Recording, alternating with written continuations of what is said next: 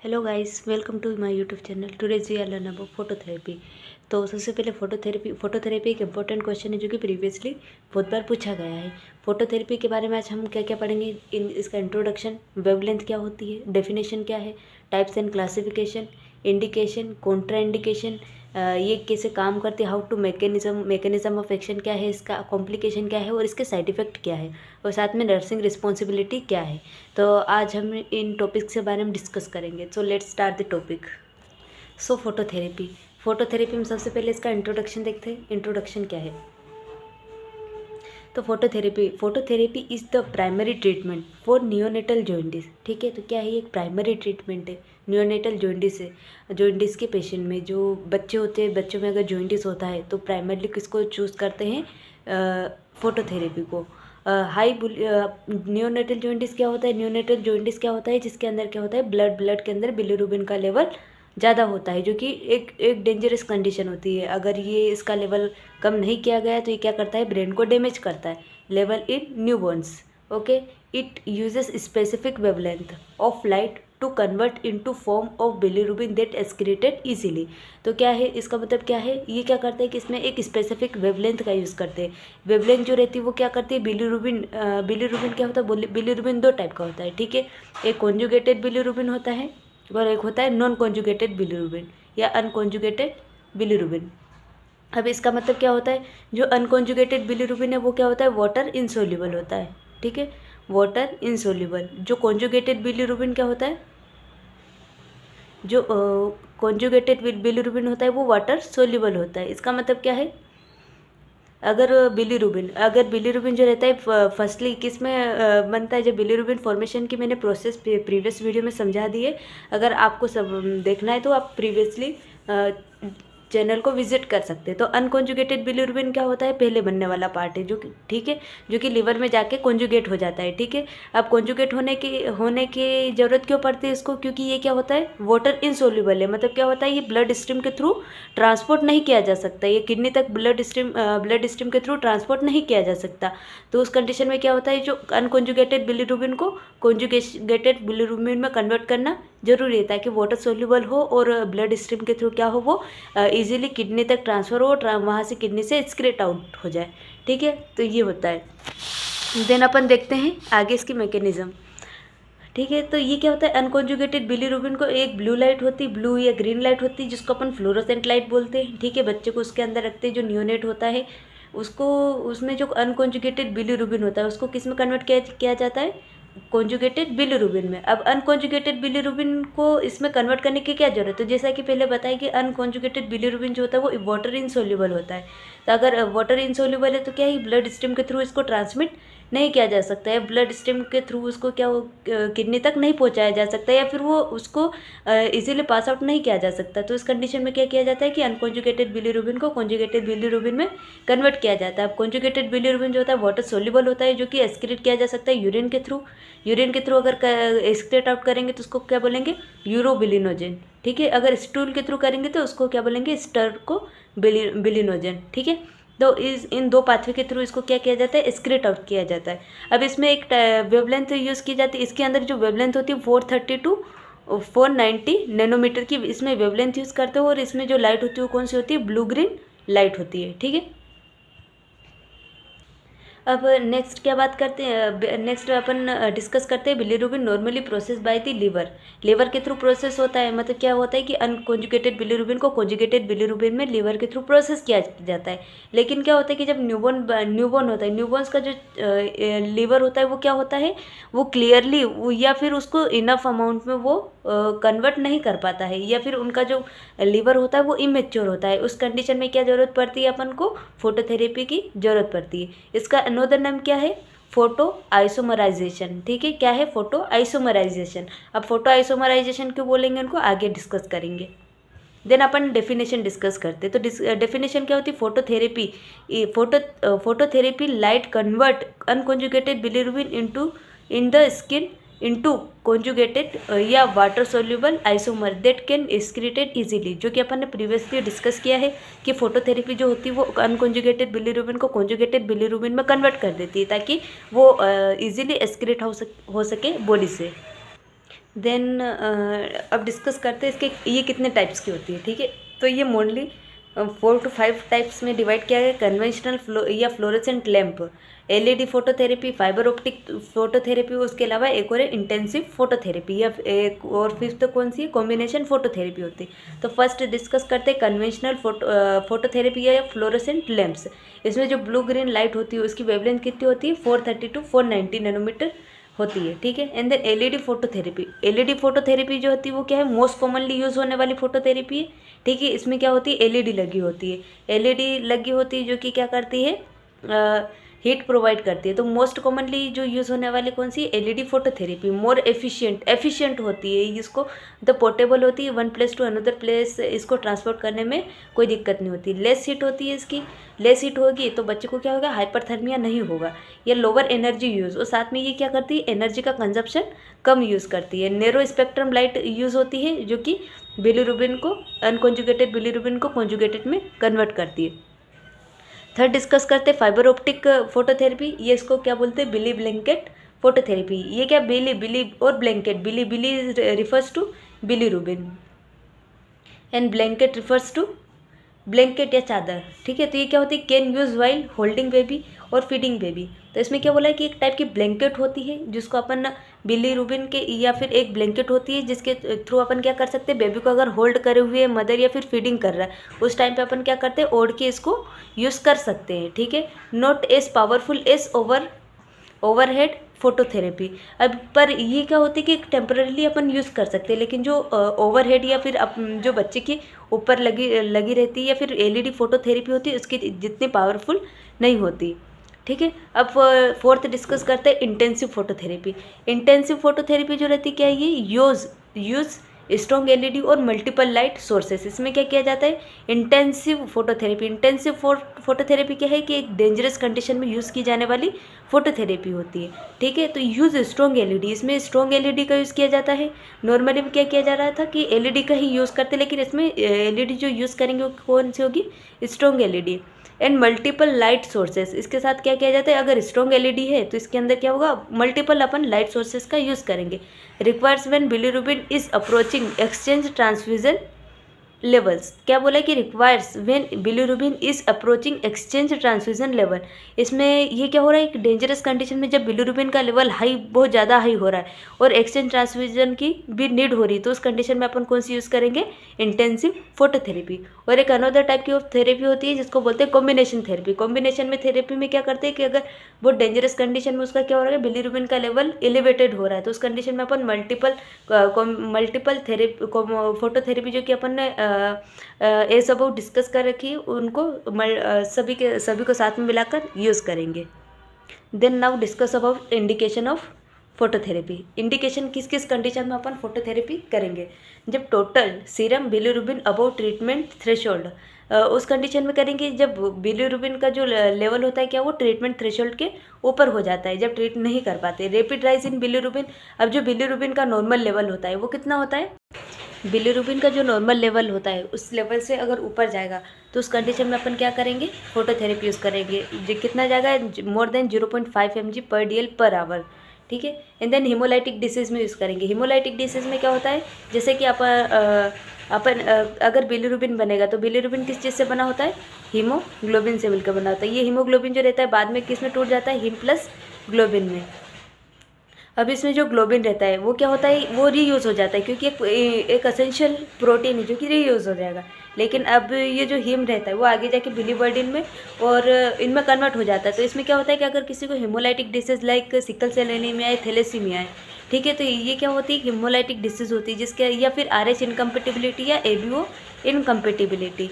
जब ये वाली कंडीशंस डेवलप होती है जिसके अंदर क्या होता है, जो ब्लड होता है वो उसका लाइसिस होने लग जाता है। एक क्या होता है कि बहुत बड़े लेवल पे उसका लाइसिस होने लग जाता है, जिसकी वजह से क्या होता है, मोर बिलीरुबिन प्रोड्यूस होता है, लेकिन वो अनकॉन्जुगेटेड रहता है, मतलब क्या होता है, वाटर इनसोल्यूबल रहता है। तो क्या होता है कि वो बॉडी के अंदर ही घूमता रहता है, या फिर बॉडी के अंदर ही ट्रेवल या फिर ट्रांसपोर्ट होता रहता है। अगर बॉडी के अंदर वो डिफरेंट पार्ट्स में जाके क्या करेगा, डिफरेंट ऑर्गन को डैमेज करेगा। लेकिन अगर ब्रेन के अंदर एक्सेसिव अमाउंट में गया है तो वहाँ क्या करेगा, कर्निक टेरस डेवलप करेगा या फिर क्या करेगा, ब्रेन डैमेज को डेवलप करेगा। तो क्या होता है कि हेमोलाइटिक डिसीज़ में अपन फोटोथेरेपी प्रोवाइड करेंगे, बिकॉज उसमें क्या हो रहा है कि अनकॉन्जुगेटेड बिलीरुबिन का लेवल बढ़ रहा है।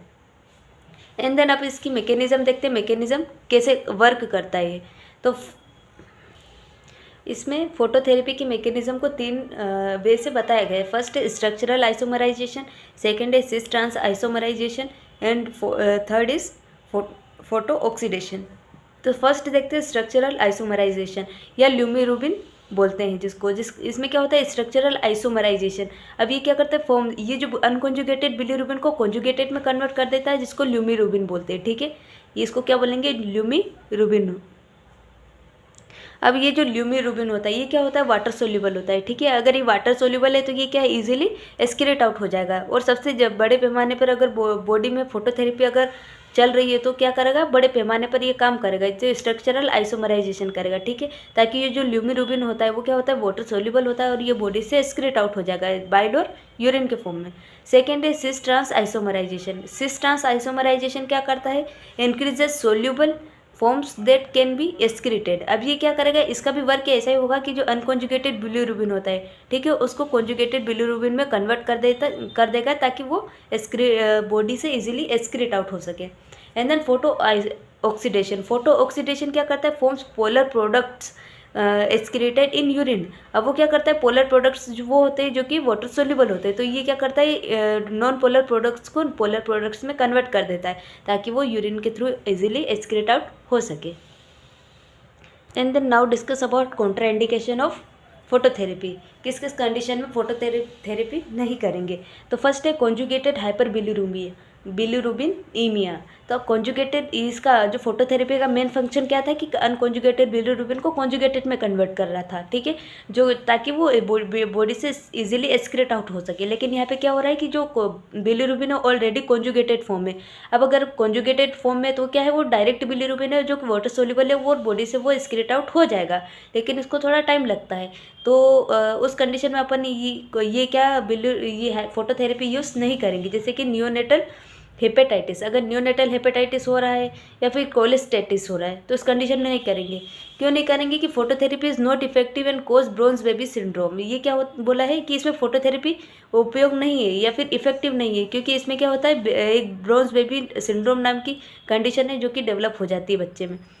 सेकेंड है पोरफायरियास क्या होता है कि risk of photo sensitivity and skin blistering. इसमें क्या हो जाता है, पोरफायरियास एक इरिथ्रोपोइटिक कंडीशन होती है जिसमें फोटो सेंसिटिविटी या फिर स्किन में ब्लिस्टर्स बन जाते हैं, तो उस कंडीशन में नहीं करेंगे।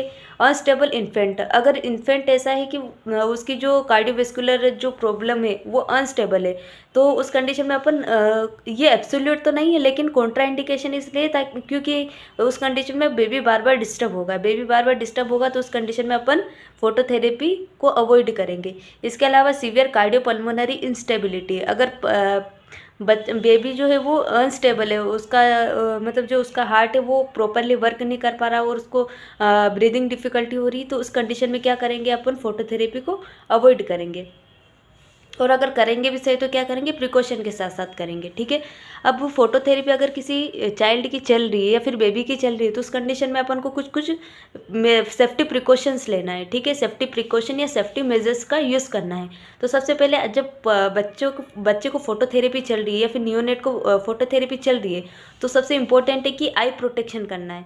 आई प्रोटेक्शन क्यों करना है, क्योंकि इसमें ये क्या कॉज करती है, रेटिनल डैमेज कॉज करती है। ठीक है, जिससे बच्चे को फर्दर आई प्रॉब्लम होने के चांसेस होते हैं। तो उस कंडीशन में अपन को क्या करके रखना है, आई को प्रोटेक्ट करके रखना है।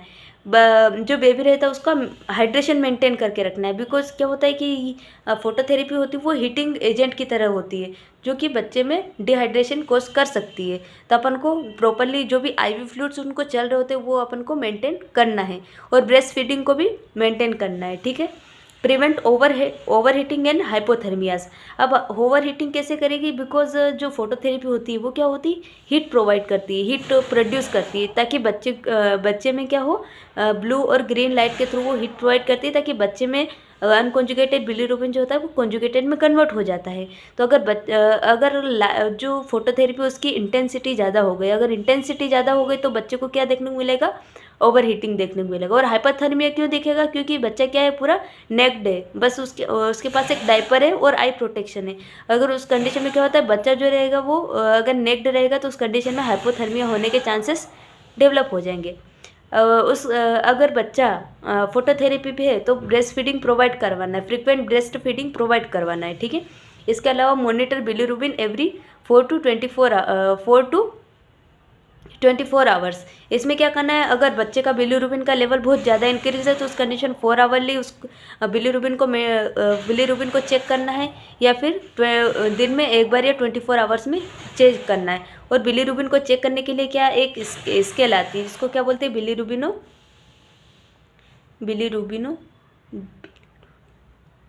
बिलीरुबिनोमीटर बोलते हैं जिसको, जो कि बच्चे के हेड पर लगा के उस बिलीरुबिन को टेस्ट किया जाता है, ठीक है। And then we are discuss about side effect of phototherapy. Phototherapy के क्या क्या साइड इफेक्ट हो सकते हैं। तो फर्स्ट बच्चे में लूज और ग्रीन स्टूल्स देखने को मिल सकता है। अब लूज और ग्रीन स्टूल्स क्यों देखने को मिलेगा? बिकॉज अपन ने पहले पढ़ा है कि जो अनकॉन्जुगेटेड बिलीरुबिन होता है वो एक ल्यूमिनेटिव, जो कि एक टाइप के ल्यूमीरुबिन में कन्वर्ट हो जाता है। अब जो ल्यूमीरुबिन होता है, ठीक है, जो कि पहले अपन ने देख लिया ल्यूमीरुबिन। अब ये ल्यूमीरुबिन क्या करता है कि जो इंटेस्टाइन की मोटिलिटी होती है उसको क्या कर देता है, बढ़ा देता है। अब ल्यूमीरुबिन के बारे में अपन ने पढ़ा था, ये क्या है, वाटर सोल्यूबल है, जो कि प्रीवियसली अभी अपन ने डिस्कस कर लिया है। ल्यूमीरुबिन जो क्या, इसका क्या वर्क होता है, मेनली वाटर सोल्यूबल होता है। और दूसरी चीज़ ये क्या करता है, इंटेस्टाइन की मोबिलिटी को बढ़ा देता है। अगर इंटेस्टाइन पहला है कि वाटर सोल्यूबल है तो क्या होगा, एक्सक्रीट आउट बहुत जल्दी हो जाएगा, ठीक है। सेकंड है कि इंटेस्टाइन की मोबिलिटी को बढ़ा दिया। अगर इंटेस्टाइन की मोबिलिटी बढ़ती है तो बच्चे में क्या देखने को मिलता है, लूज स्टूल्स देखने को मिलता है। और ये क्या है, ल्यूमीरुबिन जो होता है वो किस कलर का होता है, ग्रीनिश कलर का होता है। तो उस कंडीशन में क्या देखने मिलेगा अपन को, लूज ग्रीन स्टूल्स। सेकेंड है डिहाइड्रेशन देखने को मिलेगा। अगर बच्चे में लूज स्टूल्स आ रहे हैं, लूज स्टूल्स हो रहा है, हीटिंग की वजह से क्या हो रहा है, बच्चे की स्किन क्या हो रही है, ड्राई हो रही है, तो उस कंडीशन में क्या देखने को मिल सकता है, डिहाइड्रेशन। से थर्ड है स्किन रेशेस देखने को मिल सकते हैं। स्किन रेशेस क्यों देखने को मिलेगा, बिकॉज बच्चा जो भी नियोनेट है वो क्या है, डायरेक्टली एक्सपोजर में है फोटोथेरेपी के, तो इस कंडीशन में क्या देखने को मिल सकते हैं, अपन को रैशेस देखने को मिल सकते हैं। ओवर हीटिंग देखने को मिल सकता है, बिकॉज अगर अपन ने जो फोटोथेरेपी है उसको सही से ऑपरेट नहीं किया है, फिर उसकी जो लाइट है वो ज़्यादा इंटेंस है, तो उस कंडीशन में ओवर हीटिंग देखने को मिल सकता है। ये क्या करती है, interfere with maternal infant bonding. ये मैटरनल और इन्फेंट मतलब जो जब भी फोटोथेरेपी में रखा जाता है बच्चे को, तो उसकी माँ को थोड़ा साइड में रखा जाता है, बिकॉज मतलब इसका मतलब ये है कि बच्चा और माँ जब दोनों पास में नहीं रहेंगे तो ये किसको अफेक्ट करेगा, उसकी बॉन्डिंग को। ब्रोंज बेबी सिंड्रोम होने के चांसेस उन पेशेंट में होता है जिनमें कोलिस्टेसिस होता है, ठीक है। कोलेस्टेसिस क्या होता है, cholestasis related to gall bladder. जब गोल ब्लैडर जो रहता है वो अपने जो भी बाइल जिसको वो रिलीज नहीं कर पाता है, अगर बाइल जिसको रिलीज नहीं कर पाएगा तो उस कंडीशन में बेबी को कौन सा सिंड्रोम देखने को मिल सकता है, ब्रोंज बेबी सिंड्रोम है, रेयर है, okay. Then when phototherapy is not enough, इसमें क्या बोला है कि when baby is not enough, अगर उसको फोटोथेरेपी से नहीं फ़र्क पड़ रहा है या फिर फोटोथेरेपी से उसको इम्प्रूवमेंट नहीं दिख रहा है, तो उस कंडीशन में अपन क्या करेंगे, एक्सचेंज ट्रांसफ्यूज़न करेंगे और IVIG नाम का इंजेक्शन लगाएंगे, या फिर एक्सचेंज ट्रांसफ्यूज़न और IVIG नाम का इंजेक्शन लगाएंगे, ठीक है। एंड देन अपन देखते हैं कॉम्प्लिकेशन क्या क्या हो सकते हैं इसके। तो फर्स्ट इज डिहाइड्रेशन क्यों देखने को मिलेगा, क्योंकि अगर बच्चा ओवर हीटिंग या इंटेंस लाइट में रहा ये और साथ में बेबी को लूज स्टूल्स हो रहे हैं, तो उस कंडीशन में क्या देखने को मिल सकता है अपन को, dehydration. And then loose green stool देखने को मिलेगा, जो कि अपन ने प्रीवियसली डिस्कस कर लिया है। हाइपरथर्मिया या हाइपोथर्मिया देखने को मिल सकता है, स्किन पर रेशेस देखने को मिल सकता है, ब्रोंज बेबी सिंड्रोम देखने को मिल सकता है, हाइपोकैल्सीमिया, कैल्शियम का लेवल क्या हो जाएगा, इसमें कम हो जाएगा। रेटाइनल डैमेज भी देखने को मिल सकता है if eye is not protected. Then we are discuss about nursing responsibility at the time of phototherapy. अगर बच्चा फोटोथेरेपी पे है तो उस नर्सेस की क्या क्या रिस्पॉन्सिबिलिटी होती है, तो उसको डिस्कस करेंगे। तो सबसे पहले अपन को देखना है, प्रोटेक्ट करना है बेबी की आई को, बिकॉज इसमें क्या हो रहा है, रेटाइनल डैमेज हो रहा है, तो रेटिना डैमेज ना हो उस कंडीशन को प्रिवेंट करना है, ताकि बच्चे को आई से रिलेटेड या विजन से रिलेटेड कोई प्रॉब्लम ना हो। कीप अनड्रेस्ड एक्सेप्ट डायपर, बच्चे को अनड्रेस्ड रखना है बिकॉज ताकि एक्सपोजर हो सके अच्छे से, जो फोटोथेरेपी में एक्सपोजर अच्छे से हो सके। सिर्फ डायपर का यूज़ करना है बिकॉज अपन डायपर को क्या करते हैं, बिलीरुबिन के लेवल के अकॉर्डिंग डायपर को अपन देख सकते हैं कि कितने डायपर उसने किए हैं या फिर कितना उसमें बिलीरुबिन का लेवल है। Maintain correct distance and intensity of light, सबसे पहले फिर अपन क्या करेंगे, एक करेक्ट डिस्टेंस रखना है और इंटेंसिटी ऑफ लाइट रखना है। करेक्ट डिस्टेंस रखेंगे और साथ में इंटेंसिटी, बच्चे ज़्यादा हाइपर तो नहीं हो रहा है, मतलब फोटोथेरेपी हीट ज़्यादा प्रोड्यूस तो नहीं कर रही है, कम तो नहीं कर रही है, इस चीज़ को अपन आइडेंटिफाई करेंगे। एंड देन रिपोजिशन करेंगे पेशेंट को मतलब जो बेबी होता है उसको रिपोजिशन करेंगे एवरी 2 आवर्स, ताकि बच्चे की बैक, एब्डोमेन और जो एरिया होता है एवरी एरिया इज़ कवर्ड, ताकि पूरा एक्सपोज में आ सके। मॉनिटर करेंगे टेम्परेचर को, बिकॉज इसमें क्या देखने को मिल सकता है, हाइपर या हाइपोथर्मिया देखने को मिल सकता है, तो उस कंडीशन में अपन क्या करेंगे, टेम्परेचर को मॉनिटर करेंगे। हाइड्रेशन रखेंगे, हाइड्रेट करेंगे बेबी को, क्योंकि इसमें डिहाइड्रेशन देखने को मिल सकता है, तो स्किन कंडीशन को देखेंगे ताकि रेशेस को ऑब्जर्व कर सकें।